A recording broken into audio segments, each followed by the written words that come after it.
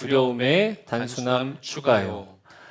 네, 단순함 추가요에 느낌표를 하나 넣어야 됩니다. 그래서 단순함 추가요 약간 이런 느낌으로 제목을 지어봤습니다. 이런 말씀의 제목으로 같이 은혜를 나누도록 하겠습니다.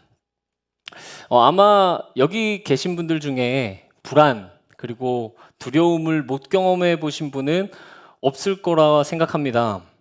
그렇게 다들 겪어본 그 불안과 두려움일 텐데요. 우리가 불안해하고 두려워하는 이유가 뭘까요? 아마 여러 가지 이유가 있겠지만 예측 불가능한 미래가 한 몫을 하지 않을까 꼽아보고 싶습니다. 제가 여기 올라오기 전까지 불안하고 두려웠을까요? 예측 불가능하더라고요. 농담입니다. 제가 처음 담임 목사님께 공동체에서 사역을 하고 싶다고 말씀드릴 때 제가 불안하고 두려웠을까요? 기대와 설렘도 있었지만 불안하고 두려운 마음도 아마 공존했던 것 같습니다. 어떤 미래가 펼쳐질지 저는 모르니까요. 심리학에 이런 개념이 있습니다. 자동적 부정사고. 어떤 상황을 딱 마주하면요, 자동적으로 생각이 떠오르는 거예요. 근데 주로 우리가 이것을 인식하기도 전에 딱 생각이 떠오르는데 이것이 대체로 긍정적이기보다는 주로 부정적인 성향을 가지고 있더라 하는 개념입니다. 이를테면 우리가 어떤 상황을 딱 마주했을 때 이 생각을 가만히 두면요, 내 건강이 안 좋아지지 않을까? 내 진로가 이제 더 이상 안 풀리지 않을까? 내 인간관계가 더 안 좋아지진 않을까? 내 사업이 잘 안 되진 않을까? 이런 식의 부정적인 방향으로 사고가 흘러갈 가능성이 높다는 거예요. 아마 그렇게 흘러가는 대로 둔다면 안 그래도 알 수 없어서 불안하고 두려운 그 미래가 더 불안하고 두렵게 느껴지게 되겠죠. 오늘 본문의 이스라엘 백성들도 이런 예측 불가능한 미래 앞에 놓여 있었습니다. 한 번도 안 가본 가나안 땅. 우리 귀에는 익숙하지만 그래서 하나님이 아주 오래전부터 약속하신 그 가나안 땅에 들어가기 직전입니다. 이미 정탐꾼 보내서 정탐도 다 했고요. 요단강 동편의 그 일부는 이미 점령도 했습니다. 이때 이스라엘 백성들, 그 출애굽 2세대 이들은 어떤 생각이 떠올랐을까요? 아마 불안하고 두렵지 않았을까요?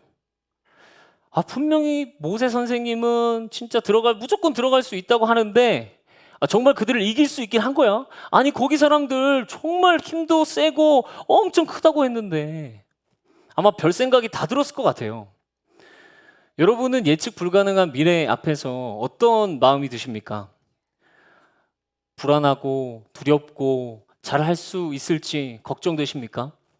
만약 그렇다면 이 예측 불가능한 상황을 앞둔 이스라엘 백성에게 전하는 이 모세의 마지막 권면을 주목하시기 바랍니다. 먼저 모세가 이 가나안 땅에 대해서 어떤 곳이라고 말하는지 한번 살펴보도록 하겠습니다. 오늘 본문 10절에서 11절을 세 번역으로 한번 읽어보겠습니다. 한 목소리로 읽겠습니다. 시작. 당신들이 들어가서 차지할 땅은 당신들이 나온 이집트 땅과는 다릅니다. 이집트에서는 채소밭에 물을 줄 때처럼 씨를 뿌린 뒤에 발로 물을 댔지만 당신들이 건너가서 차지할 땅에는 산과 골짜기가 많아서 하늘에서 내린 빗물로 밭에 물을 댑니다. 이집트 땅은요, 내가 물을 어느 정도는 통제할 수 있었답니다. 그러니까 어느 정도 예측이 가능한 땅이라고 볼 수 있죠. 그런데 이제 들어갈 가나안 땅은 내가 통제할 수 있는 곳이 아닙니다.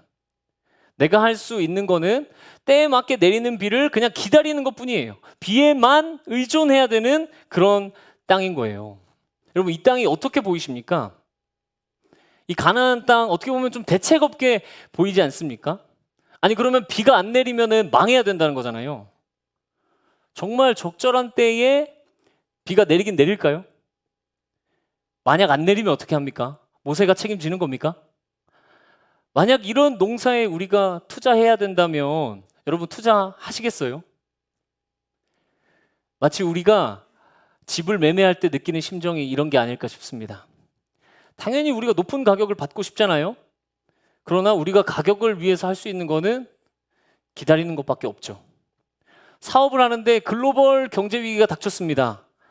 내가 할 수 있는 건 그 경제 위기가 지나가기를 기다리는 것 뿐이죠. 내가 하는 어떤 선택과 행동이 결과에 아무런 영향을 줄 수 없는 것처럼 느껴진다면 우리는 무기력해질지도 모릅니다. 불안합니다. 걱정되고 스트레스를 받기 시작해요. 특히 실수를 정말 1도 하고 싶지 않은 저에게 이 가나안 땅과 같은 곳은 정말 최악의 땅인 것 같습니다. 실수를 예방하기 위해서 우리가 할 수 있는 게 없잖아요. 주어진 것을 완벽하게 하고 싶은데 이 땅은 그런 곳이 아닙니다. 그런데 생각해 보면 우리가 사는 이 땅이 그렇지 않습니까? 마치 내가 내 능력으로 어느 정도 다 할 수 있는 것 같지만 우리 손 밖에 있는 일들이 참 많아요. 얼마 전 한 집사님과 식사를 했는데요. 주말에 축구를 보고 그리고 이제 축구 끝나고 핸드폰을 딱 봤더니 회사에서 부재중 전화가 몇십 통이 와 있더래요. 일이 터진 거죠. 이거는 내가 잘하고 못하고의 문제가 아니잖아요. 그건 둘째 문제죠. 일이 터진 거예요, 그냥. 그런데 직장뿐입니까, 이것이? 우리의 자녀는 또 아픕니다. 어디서 아파왔는지도 모르는데 아파요. 감기 걸리지 말라고 마스크를 씌우고 그리고 손수건을 동여매고 따뜻하게 옷을 입힙니다. 그런데 어디서 감기가 옮아온 건지 또 아픕니다. 얘한테 감기 바이러스가 항상 있는 건지 또 감기에 걸리고 또 폐렴에 걸리고 대체 어떻게 해야 이런 감기에 안 걸리고 건강하게 자랄 수 있는 건지 또 스트레스를 받습니다. 이렇게 생각하니까 너무 힘들죠? 이 땅 도대체 어떻게 살아가야 하는 겁니까? 우리가 할 수 있는 건 다 했고 더 이상 할 수 있는 게 없어요.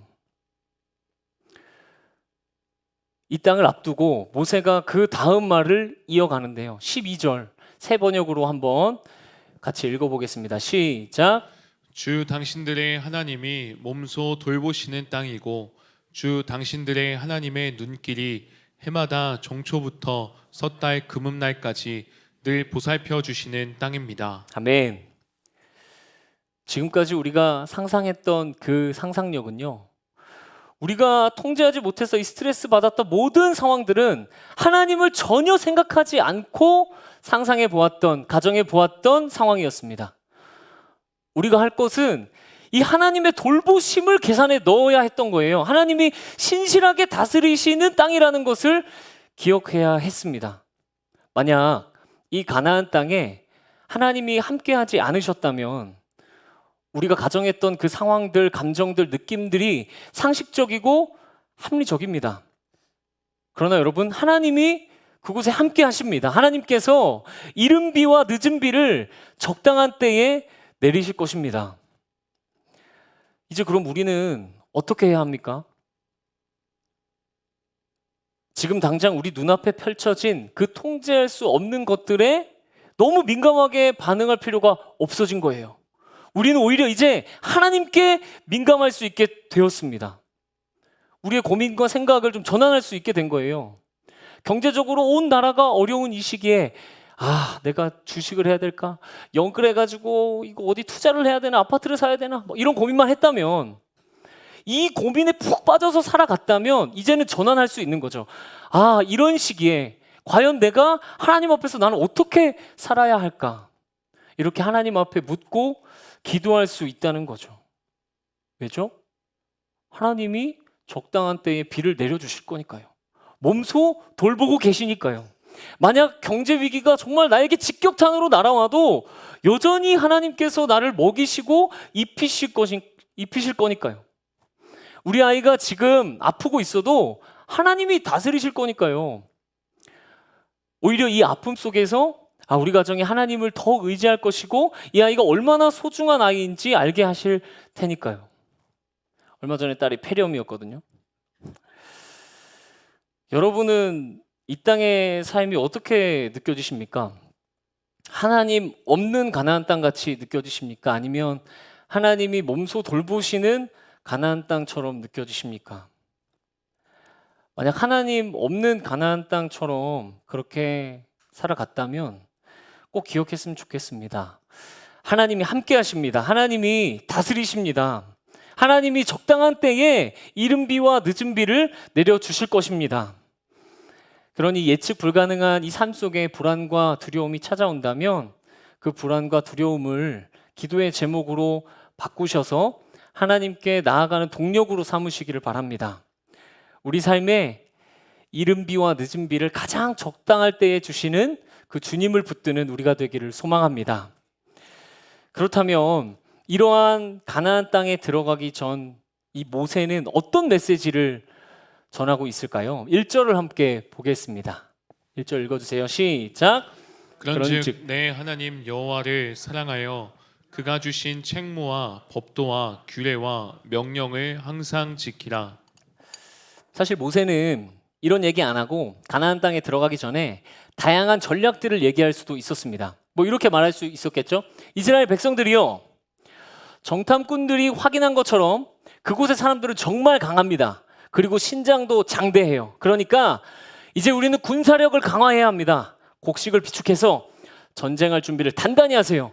무기와 갑옷도 준비해야 합니다. 얼른 서두르세요. 이렇게 얘기할 수도 있었습니다. 그런데 모세는 그러지 않았어요. 그는 가장 중요한 것이, 이 전쟁에서 가장 중요한 것이 무엇인지 알았던 것입니다. 명령을 지키는 것. 그리고 그 이후의 상황, 우리가 알고 있는 그 상황들을 보면 정말 맞죠? 순종이 필요했어요. 여리고성을 무너뜨릴 때 필요한 것이 무엇이었습니까? 군수 물자였습니까? 병력이었습니까? 아니었습니다. 하나님 말씀에 대한 순종이었죠.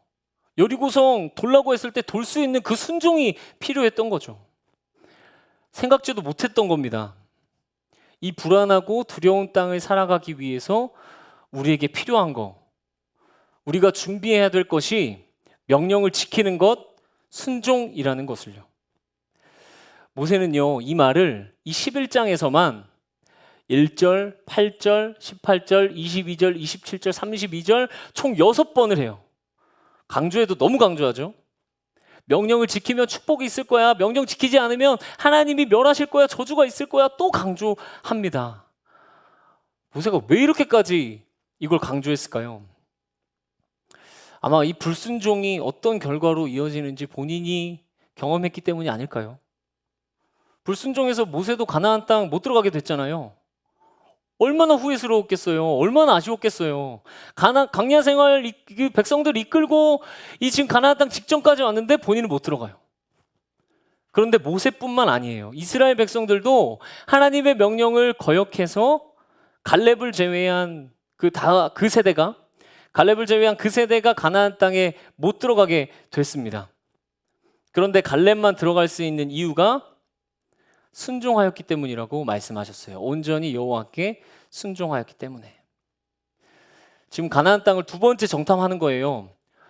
전 세대에서 했던 그 원망과 불순종을 지금 또 반복하고 있는 겁니다.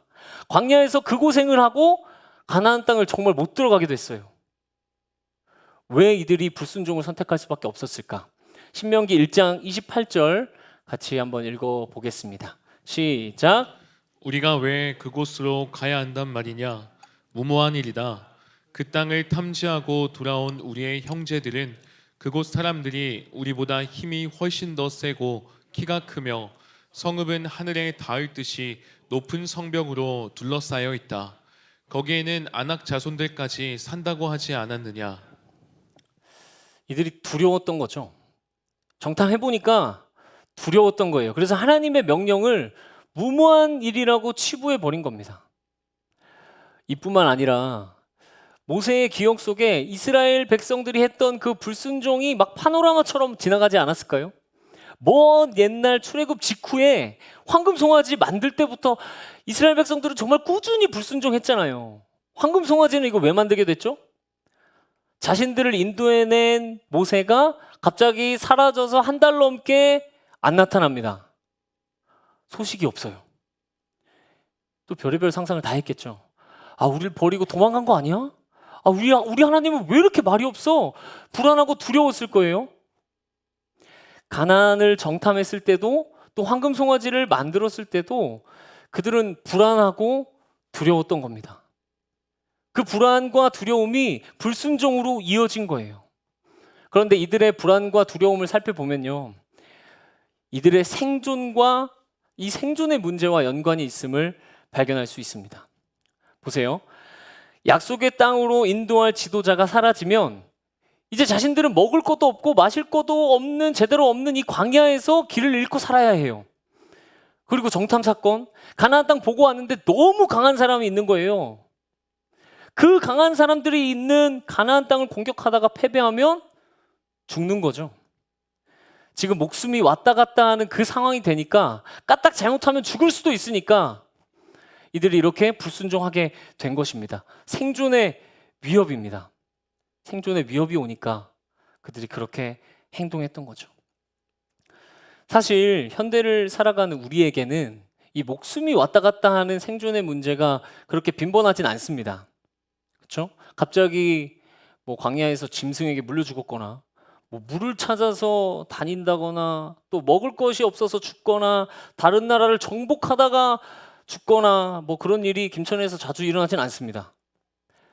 하지만 생각해 보면요, 우리가 생존으로 여기는 것들이 많이 생겼습니다.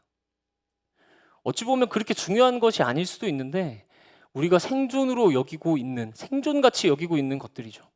뭐 돈, 자녀 교육, 스펙, 자존심, 평판, 외모, 이 밖에도 개인마다 아마 다양할 겁니다. 이 시대는요, 교회 공동체 때문에 이사 간다고 하면 왜? 이해를 못해요. 근데 돈 때문에, 투자를 목적으로 이사 간다고 하면 그렇구나, 정말 지혜롭다, 그렇게 이해하는 시대 아닙니까? 이 시대가 돈을 생존으로 여기니까 역시 이것에 관대해지는 거죠. 자, 그러면 이제 우리가 생존의 위협을 당한다면 어떻게 반응하시겠습니까? 예를 들어 재정적으로 불안할 때, 그때부터 로또를 한 일주일에 한 10만 원씩 사는 거예요. 아니면 관계 갈등에 있어서 이게 두렵고 불안하니까 누군가를 원망하고 복수하고, 아니면 공격하고, 아니면 주변 사람들의 이 기대나 아니면 이 사회적인 표준에 부합하고 싶은데 그러지 못할까 봐 불안하고 두려워서 신앙적인 원칙을 저버리고 부정적인 행동에 동참한다든지, 신앙이 작동하지 않고 무용지물이 되고 하나님의 명령은 기억도 안 나는 거죠. 청소년 시절에 제 모습이 생각이 났습니다. 저는 다른 사람들에게 강하게 보이고 싶었어요. 다른 애들한테 지고 싶지 않았습니다. 제가 되게 마르고 키도 되게 작았거든요. 이게 갑자기 한 10 몇 센치 큰 키예요, 이게. 예. 그렇게 큰 키인데요. 그래서 소위 일진이라고 말하는 그 친구들과 어울리기 위해 막 센 척도 하고, 담배도 피고 술도 마시고 나쁜 짓도 같이 했습니다. 그 친구들이 하는 나쁜 짓보다요, 더 강한 나쁜 짓을 찾아서 보란 듯이 했던 것 같아요. 그래야 이게 더 세 보인 것 같은 느낌을 그 당시에는 받았던 거죠. 근데 그게 청소년 정찬영에게는 생존의 문제였던 것 같아요. 이번 주일날 설교하셨던 신동열 목사님이 청소년 시절의 예를 자주 드신다고 하면서 청소년 시절의 예를 자주 들어주시면서 이러시더라고요. 그래야 덜 아프니까. 청장년들의 예를 들면 너무 아프니까 청소년 얘기를 많이 하신대요. 자, 여러분, 청소년 정찬영의 얘기를 이제 살펴봤습니다. 생존의 문제였습니다. 이제 우리를 한번 돌아보아야 될 차례인 것 같아요. 여러분도 어떠십니까? 어떤 것을 생존의 문제라고 여기면서 살아가고 있습니까? 하면 안 되는 걸 아는데 그 생존의 위협으로 인해서 계속 하고 있는 그것이 무엇입니까? 뭐 이런 비유도 들 수 있을 것 같아요. 마치 밤에 먹으면 몸에 안 좋다는 걸 알아요. 근데 또 참지 못하고 옆에 자고 있는 아내에게 말을 겁니다. 여보, 배 안 고파? 그리고 어느새 또 라면 끓이고 막 치킨 시키고 있는 그런, 이게 뭐 농담 반 진담 반이지만 우리는 하면 안 좋은 걸 알면서도, 하면 안 되는 걸 알면서도 불안과 두려움을 해소하기 위한 어떤 잘못된 선택을 할 때가 있다는 거예요. 여러분, 살아가면서 이 생존의 위협이 계속해서 찾아올 것입니다. 물론 그것이 정말 생존인가, 이것도 점검을 계속 해봐야 돼요. 어쨌든 우리가 생존의 위협을 느낄 때 우리의 마음이 무장해제되지 않도록 우리의 마음을 지켰으면 좋겠습니다. 그래서 생존으로 이 땅을 살아가는 것이 아니라 하나님이 우리에게 선물로 주신 믿음으로 이 땅에 살아가는 우리가 되기를 축복합니다. 여러분, 그렇다면 모세가 지금 이렇게 계속해서 강조했던 이 명령을 지켜라의 명령이 무엇을 말하고 있는 걸까요? 오늘 읽어본 11장 이후에 12장부터 26장까지 이 규례와 구체적인 이 법도들이 쭉 나옵니다. 그런데 이 수많은 규례와 법도들을 10가지로 모아놓으면 뭐라고 할 수 있을까요? 10계명. 10계명. 유효진 따라 했을 것 같은데 10계명이라고 할 수 있겠죠. 그리고 그 10계명을 우리가 한 문장으로 붙든다면 뭐라고 붙들 수 있을까요? 바로 하나님 사랑, 이웃 사랑일 겁니다. 하나님 사랑, 이웃 사랑. 저는 이런 명령이 되게 짐처럼 느껴졌어요. 사는 것도 힘든데 여기다가 하나님 사랑, 이웃 사랑도 잘 살아야 하다니 정말 힘들구나. 근데 그렇지 않더라고요. 마음의 중심이 생존으로 가득 차 있을 때 훨씬 버겁고 훨씬 힘들더라고요. 청소년 정찬영이 얼마나 힘들었는지 모릅니다. 오히려 이 하나님의 명령은요, 하나님 사랑, 이웃 사랑의 명령은 단순하게 만드는 힘이 있더라고요. 우리가 생존의 위협이라고 여기는 그것들이 더 이상 이제 힘을 쓰지 못하게 하는 보호막이 되기도 하는 거예요. 돈, 자녀 교육, 평판, 자존심, 누군가의 관심, 스펙 이런 것들 앞에 흔들리는 우리에게 이거 하나님의 사랑이랑 전혀 상관없네? 이거 이웃 사랑이랑 전혀 상관없네? 흔들리지 않고 단순하게 살아갈 수 있도록 지켜주더라는 것입니다. 이제부터 이런 고민을 좀 시작해보면 어떨까요? 하나님 사랑, 이웃 사랑, 그 삶의 방식이 어떤 것일까? 지금 내 상황에서 하나님 사랑, 이웃 사랑, 그 삶을 살아간다면 어떤 것을 가지치게 하고 어떤 것을 정리할 수 있을까? 어떤 것을 실천할 수 있을까? 여러분, 그런 고민이 시작되었으면 좋겠습니다. 그리하여 다른 것이 우리의 인생을 이끌어가는 것이 아니라 하나님의 명령이 우리의 삶을 지키고 이끌어가시기를 축복합니다. 말씀을 맺겠습니다. 여러분, 우리가 예측할 수 없고 통제할 수 없는 그 삶을 따라갈 때 불안과 두려움이 같이 따라옵니다. 그리고 그 감정들을 느끼면요, 우리가 계속 취하는 그 삶의 특정한 행동 방식이 있을 거예요. 우리가 분명히 중요하게 생각하는 그 무언가가 있을 겁니다. 여러분, 그것을 발견하시는 은혜가 있기를 소망합니다. 그리고요, 그 삶에 하나님을 우리의 계산 속에 넣는 겁니다. 하나님이 적당한 때에 비를 내려주실 것이라는 것을 믿는 거예요. 그 믿음으로 하나님의 명령을 따라 단순한 삶을 시작해 보는 거죠. 하나님을 사랑하고 이웃을 사랑하는 삶. 유진 피터슨이 단순하지만 쉽지 않은 삶에 대해 쓴 글을 읽어드리겠습니다. 그것은 단순하지만 쉽지 않습니다. 기본이지만 아무나 할 수 없습니다. 우리는 단순해지는 것에 제대로 관심을 기울여야 합니다. 우리가 받을 수 있는 도움을 총동원해야 기본에 충실할 수 있습니다. 이 단순하지만 쉽지 않은 이 삶을 여기 있는 모두가 함께 선택하시기를 바랍니다. 공동체가 함께 그렇게 살아가는 거죠. 그렇게 같은 삶의 방향을 선택한 우리가 서로 격려하고 위로하면서 그렇게 우리의 삶도 더 단순해지시기를 축복합니다. 찬양하겠습니다.